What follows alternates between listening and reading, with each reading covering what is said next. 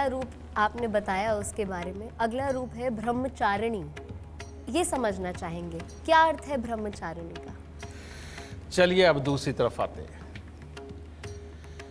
बच्चा पहले पैदा हुआ वो शिला था, उसके बाद में जब बच्चा बैठने लग जाता है, अपने आप बैठने लग जाता है, अपने आप थोड़ा खड़ा होने लगता है, तो वो ब्रह्म के पवित्र स्वरूप की तरह ही तो होता है ना। वो नई नई मीठी मीठी शरारतें कर रहा होता है, उसकी हर शरारत बड़ी प्यारी लगती है। और ब्रह्म, ब्रह्म किसे बोला जाता है, ब्रह्मा या ब्राह्मण किसे बोला जाता है, ठीक है बेटा। यहाँ पर इन सारी चीज़ों का स्वरूप इसके अंदर डाल के इनको ब्रह्मचारिणी का रूप दिया गया है, ठीक है। यानी कि वो जो सीखने की कोशिश करे, जो पंडित बनने की कोशिश करे, नई नई चीज़ों को सीखने का अभ्यास करने जब शुरू करता है तो दिमाग के अंदर एक मतलब कहने का मतलब ये कि बुद्धि जागृत होने लगी, ठीक है। और उसका हालात क्या होते हैं बच्चे के हालात ये होते हैं कि वो जिस चीज़ को देखता है उसी को पकड़ना चाहता है। जो चीज़ उसके सामने हो रही होती है वो उसको करने की कोशिश करने लगता है। बोलना भी नहीं जानता, अभी बोलना भी नहीं जानता, तो उस वक्त में कर क्या रहा होता है, उसको ज़बरदस्ती माँ बाप सिखा रहे होते हैं कि बोलो मम्मा, बोलो पापा, है ना। तो बेटा ये ब्रह्मचारिणी का जब स्वरूप में बच्चा आता है तो उस वक्त में हम उसको सिखा रहे होते हैं, बच्चा थोड़ा थोड़ा सीख रहा होता है।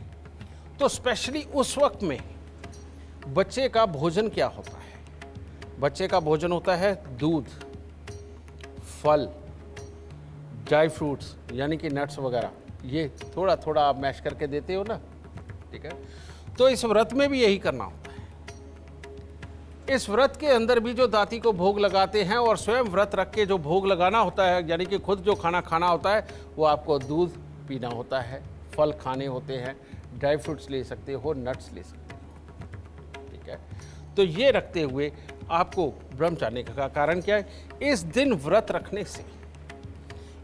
व्रत रखने से इंसान के अंदर ज्ञान को प्राप्त करने की जो क्षमताएं नहीं होती, जिनके अंदर जो बच्चे अपने पढ़ाई लिखाई को याद नहीं रख पाते, जो लोग बड़े बुजुर्ग भी हो चुके हैं जो अपने कामों को याद नहीं रखते, जिनके अंदर भूलने की आदत हो जाती है, और जो लोग कुछ नया सीखना चाहते हैं, जो लोग अभी कोई खास कोर्स करने निकले हैं लेकिन पूरी चीज़ें पल्ले नहीं पड़ रही, उन लोगों को खास तौर पे ये व्रत ज़रूर रखना चाहिए।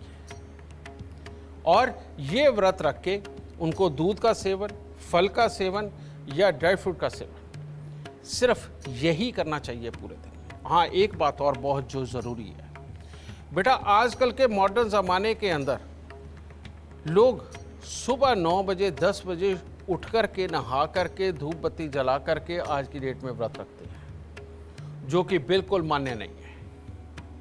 इस व्रत को रखने से अच्छा है ये आप व्रत मत रखिए, क्योंकि कोई काम नहीं करने वाला। और जो लोग रात को 12 बजते ही सबसे पहले खाने के ऊपर टूट पड़ते हैं, उन लोगों को भूल के भी व्रत नहीं रखना चाहिए। कारण ये है कि आपका व्रत संपूर्ण नहीं होगा, आपको वो फल नहीं मिलेगा और बदनाम आप भगवान को करोगे।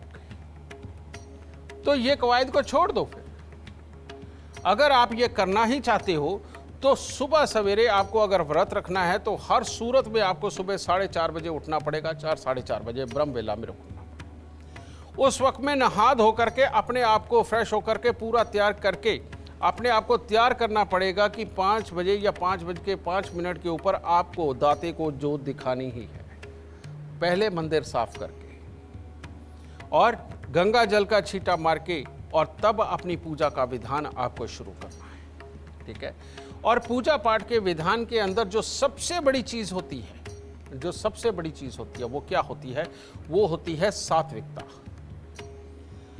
पर आप सात्विकता सिर्फ इसी को करते हैं कि घर के अंदर से लहसुन प्याज को हटा देते हो। उन दिनों में मसूर की दाल नहीं बनाते, किसी भी तरह का भक्ष्य सेवन नहीं करते, और जिनके घर वाले शराब पीते हैं उनको मना कर देते हो कि इन दिनों में नहीं पीनी। पर सात्विकता बेटा ये तो है ही, लेकिन इसके साथ में जो सबसे बड़ी सात्विकता है वो क्या है?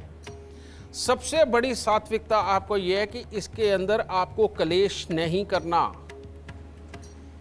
इन दिनों के अंदर खास तौर पे किसी भी तरह की कैसी भी बड़ी बात हो जाए सबको माफ कर दो, बिल्कुल अपने मन को आपने अशांत नहीं होने देना।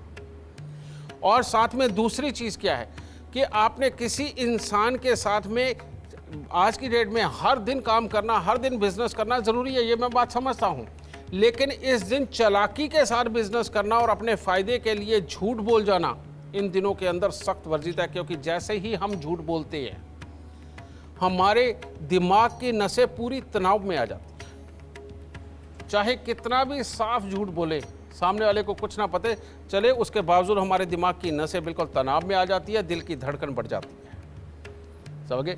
और जब ये बढ़ती है बेटा, उस वक्त में हमारा रखा हुआ व्रत वहीं खत्म हो जाता है। इसलिए जो इंसान इस प्रक्रिया को भी नहीं अपना सकते बेटा, उनको भी व्रत नहीं रखना चाहिए, ठीक है।